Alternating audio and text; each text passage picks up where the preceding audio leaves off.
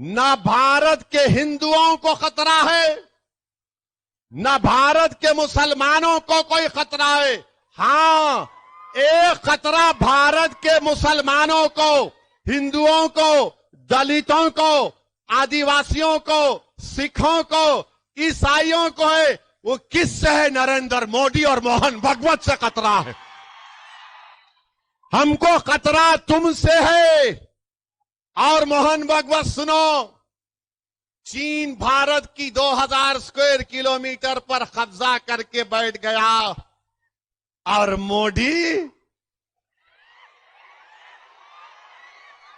Modi America का सफर करते हैं। 2000 स्क्वायर किलोमीटर पर चीन कब्जा करके बैठा हुआ है डेमसाक में। मोहन भगवत, आप भी चीन से डरते हैं क्या? चीन से खतरा है, मगर मोहन भगवत नो, हिंदुओं को खतरा है। अबे चीन कब्जा करके बैठा है, उसकी बात नहीं करेंगे। चीन पूरे भारत के अतराफ के ममालिक में बैठा हुआ है, मोहन भगवत नहीं बोलेंगे। मेरे भाई, मोदी ने हिंदुओं को तकलीफ दी, मोदी ने मुसलमानों को तकलीफ दी, मोदी ने दलितों को, आदिवासियों को, ओबीसी को तकलीफ दी। बताओ 10 साल में मोदी ने इन तमाम नौजवानों को कोई रोजगार दिया, नौकरी दी? लाखों नौजवान बेरोजगार उनका मुकद्दर बन चुका है। मगर मोदी आके क्या बोलते हैं? झारखंड में जाकर बोलते हैं यहां पर पॉपुलेशन बदल रहा है। अरे मोदी, नौकरी दो, चीन को भगाओ, इकोनॉमी को रिवाइव करो, मगर कुछ नहीं। मोहन भगवत कह रहे हैं हिंदुओं को खतरा। मेरे अजीज दोस्तों और बुजुर्गों, ये एक मजाक मोहन भगवत भारत की 130 करोड़ जनता से कर रहे हैं। मेरे अजीज दोस्तों और बुजुर्गों, वक्फ का कानून बनाया गया, बिल लाया गया और कानून में जब मैं वक्फ चुरकुट कई बीजेपी आरएसएस के इनके सो कॉल इंटेलेक्चुअल्स ये बोलते नहीं, वक्फ बोर्ड जहां पे बोला डिक्लेयर कर देता वक्फ की प्रॉपर्टी। अरे दीवानों, वक्फ बोर्ड किसी की प्रॉपर्टी को वक्फ डिक्लेयर नहीं कर सकता। मुझे कोई बीजेपी के एमपी पार्लियामेंट में बोले अरे नहीं ओवैसी, आपके मुसलमान खेत में जाके सूरे फातिहा पढ़ लेते, आपके मुसलमान कहीं पर नमाज पढ़ लेते और बाद में बोल देते वक्फ हो गया। मैंने कहा महाशय, आप तो बड़े अक्लमंद हैं, लगता है आपने बड़ी गहरी सोच से इस बात को कहा। बोले हाँ मैं पढ़ता हूं। मैंने कहा एक बात सुनो, भारत की पार्लियामेंट में जब नमाज का वक्त होगा मैं भी जाके पढ़ लूं तो क्या मेरी प्रॉपर्टी हो जाती वक्फ की वो पार्लियामेंट? वक्फ वो हो सकता है जो प्रॉपर्टी मेरी है मैं वक्फ कर सकता हूं। मैं किसी की प्रॉपर्टी जायदाद लेकर वक्फ नहीं कर सकता। नरेंद्र मोदी अब क्या कर रहे हैं इस बिल में? मोदी ये कह रहे हैं कि वक्फ में वक्फ बाय यूजर है। ये बिल ये लाकर कह रहे हैं कि वक्फ बाय यूजर खत्म हो जाएगा। मतलब यह है कि कब्रिस्तान है, ईदगाह है, मस्जिदें 300 साल पुरानी है, दरगाहें हैं, इसका कोई डॉक्यूमेंट नहीं है, तो मोदी कह रहे हैं कि वक्फ बाय यूजर खत्म कर दिया जाएगा।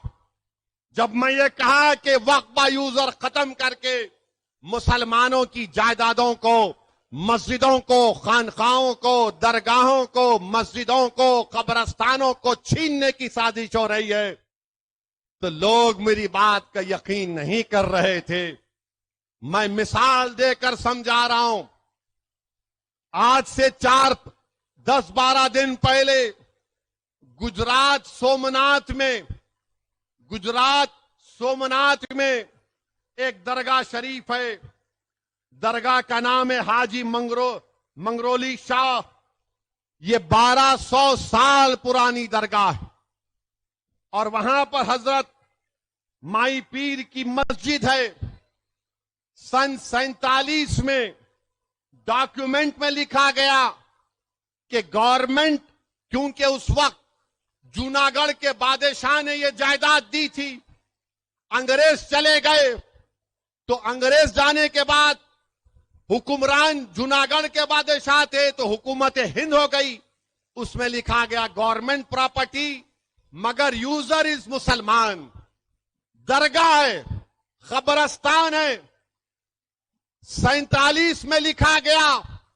2024 सितंबर में कलेक्टर ने कहा कि प्रॉपर्टी कार्ड में जो लिखा गया 75 साल पहले वो गलत है। कलेक्टर ने मुसलमानों को नोटिस दी और कहा कि आओ, मुसलमानों ने कहा हमको टाइम दो, हम डॉक्यूमेंट बताएंगे। उसके बाद मामला वक्फ ट्राइब्यूनल गया। वक्फ ट्राइब्यूनल मामला सुन रहा था तो कलेक्टर ने सुबह तारीख आपको बता रहा हूं, चेक कर लीजिए। कलेक्टर, वहां के मुकामी कलेक्टर ने 28 सितंबर को सुबह 5 बजे बुलडोजर लाकर रात में कमेटी के लोगों को बातचीत करने के बहाने बुलाकर गिरफ्तार करके 1200 साल पुरानी दरगाह और मस्जिदों को, कब्रस्तान को शहीद कर दिया। ये पावर कलेक्टर को मिल रहा है इस बिल में। होश में आओ मुसलमानों। जो मुसलमान मोदी के इस लाए हुए बिल की तायीद कर रहे हैं, मैंने अपनी तकरीर में कहा था कि जब तुम्हारे बाप दादाओं की कब्रों को मिसमार कर दिया जाएगा तब तुमको तकलीफ होगी। आज हम देख रहे हैं कि सोमनाथ में हाजी मंगरोल शाह की 1200 साल की दरगाह को, जबकि सुप्रीम कोर्ट ने फैसला दिया था कि किसी भी जगह पर डेमोलिशन नहीं होगा, मगर उसकी खिलाफ वर्जी कर दी गई। ये वक्फ का बिल जो मोदी ला रहे हैं, वक्फ यूजर खत्म करके मस्जिदों को, अब आपसे जाकर अगर कोई पूछेगा कि दिल्ली की जामा मस्जिद का कागज लाओ, दिल्ली की जामा मस्जिद का कागज कहां से मिलेगा? पार्लियामेंट के सामने मस्जिद है, उसका कागज नहीं मिलेगा। हैदराबाद की मक्का मस्जिद है, उसका कागज नहीं मिलेगा। तो मोदी चाहते हैं कि जिस तरह गुजरात में 1200 साल पुरानी हाजी मंगरोल शाह की दरगाह को शहीद कर दिया गया, मिसमार कर दिया गया मस्जिदों के साथ, वही हाल पूरे भारत में अगर ये बिल कानून बनता है तो करना चाहते हैं। आप बताओ, वक्फ बोर्ड में गैर मुस्लिम को क्यों मेंबर बनाना चाहते हैं मोदी? इसलिए बनाना चाहते हैं कि जब वक्फ बोर्ड में गवर्नमेंट अपॉइंट करेगी गैर मुस्लिम को, तो वक्फ बोर्ड को किसी भी प्रॉपर्टी को 5 साल के लिए डायरेक्ट मैनेजमेंट में लेने का इख्तियार है। तो मोदी चाहते हैं कि डायरेक्ट मैनेजमेंट के नाम पर लेकर मुसलमानों से उन तमाम जायदादों को छीन लिया जाए। वक्फ की जायदाद हमारे बुजुर्गों की गाढ़े खून पसीने की कमाई है, गवर्नमेंट ने हमको नहीं दिया, मोदी चाहते हैं उसको छीन लिया जाए। वक्फ बोर्ड में कलेक्टर को पावर दे रहे हैं कि कलेक्टर अगर बोलेगा इसमें डिस्प्यूट है तो कलेक्टर डिस्प्यूट के नाम पर वक्फ से निकाल देगा, ता वक्त वो इंक्वायरी मुकम्मल नहीं करेगा। बताओ मेरे अजीज दोस्तों और बुजुर्गों, इसमें कहा गया बिल में कि हर वक्फ प्रॉपर्टी को अपने हिसाबात किताबात कैग के जरिए देना पड़ेगा।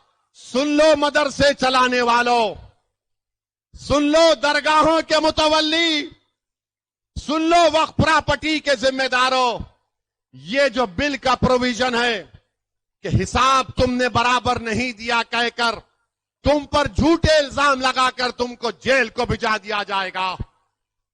वक्फ की जायदाद बचाने का नाम मोदी ले रहे हैं।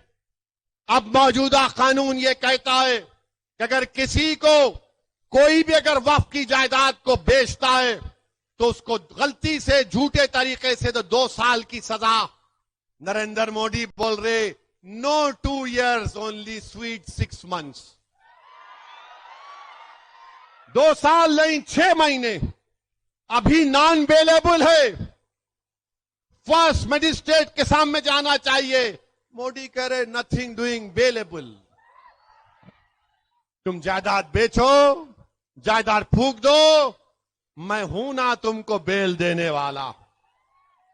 मेरे भाई, एक एक चीज लिमिटेशन एक्ट। अच्छा, ये बीजेपी के लोग बोलते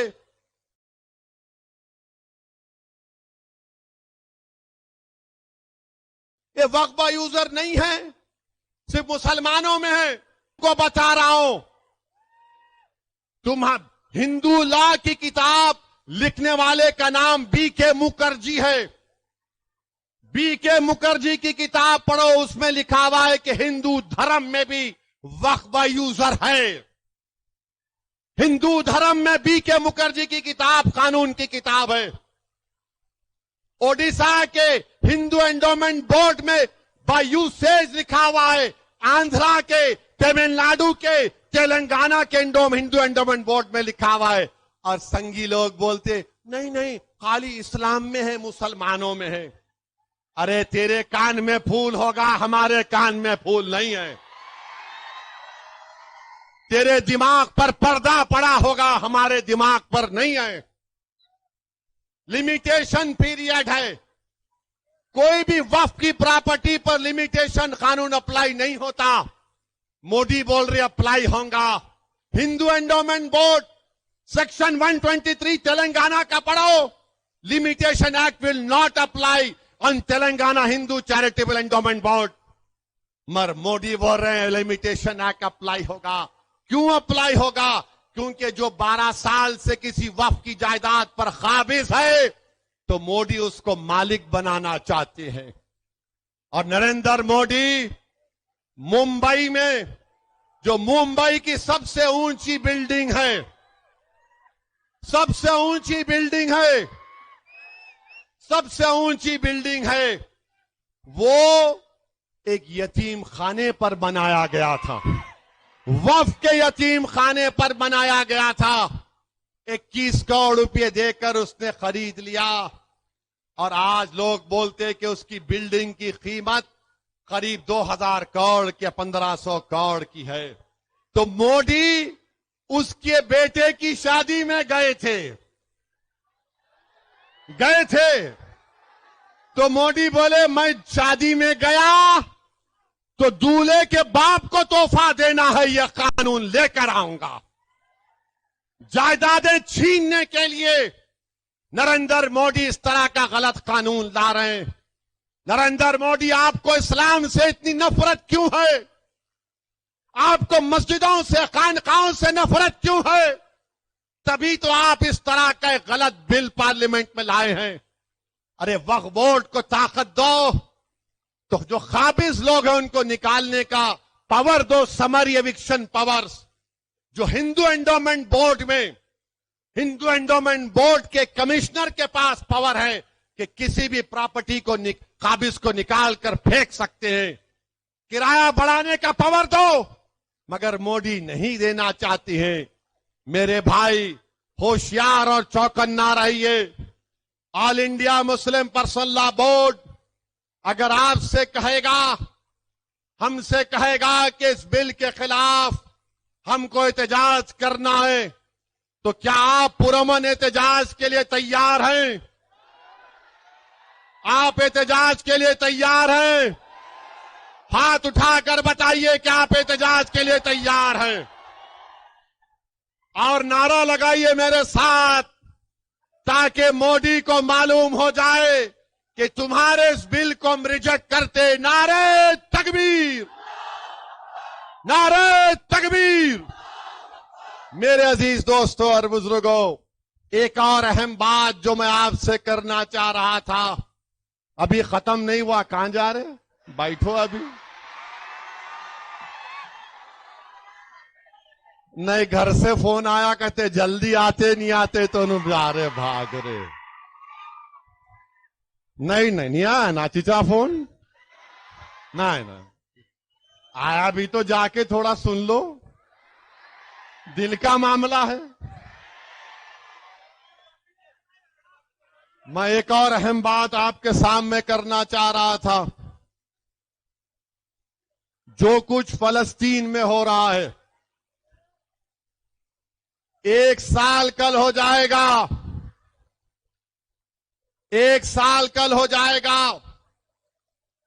40,000 से ज्यादा फलस्तीनियों का कत्ल बेंजामिन नेतन्याहू की हुकूमत ने किया, जिसमें से 10,000 बच्चे हैं मासूम, जिसमें से 12,000 के करीब खवातीन हैं, और इन 40,000 को छोड़कर 10,000 लोग बिल्डिंगों के नीचे अभी हैं, बिल्डिंग्स के नीचे हैं लोग।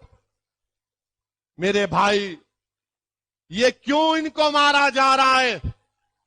इसलिए फलस्तीनियों को मारा जा रहा है, इसलिए कि वो मस्जिद अक्सा अल कुद्स शरीफ की, बैतुल मुकद्दस मस्जिद अक्सा के तहफ्फुज के लिए खड़े हुए हैं। वो कह रहे हैं कि अल कुद्स हमारा है, हम इसको आजाद करा कर रखेंगे। इसीलिए बेंजामिन नेतन्याहू की जालिम हुकूमत ने इन गरीबों को, मजलूमों को, इन बहादुरों को, 40,000 से ज्यादा को, जो मस्जिद अक्सा की बाजियाबी के लिए, बैतुल मुकद्दस की बाजियाबी के लिए 75 साल से लड़ रहे हैं, 1 साल में 40,000 से ज्यादा फलस्तीनी मुसलमानों का कत्लेआम इस शैतान बेंजामिन नेतन्याहू ने किया। मेरे भाई, जो कोई भी मस्जिद अक्सा के लिए उठ रहा है, उसको मारा जा रहा है, कत्ल कर दिया जा रहा है। याद रखो, ये मसला सिर्फ सुन्नी शिया का मसला नहीं है, ये मसला मुसलमानों का मसला है। ये मसला सिर्फ मुसलमानों का नहीं है, फलस्तीनियों का, ये इंसाफ का मसला है, ये इनकी खुद मुख्तारी का मसला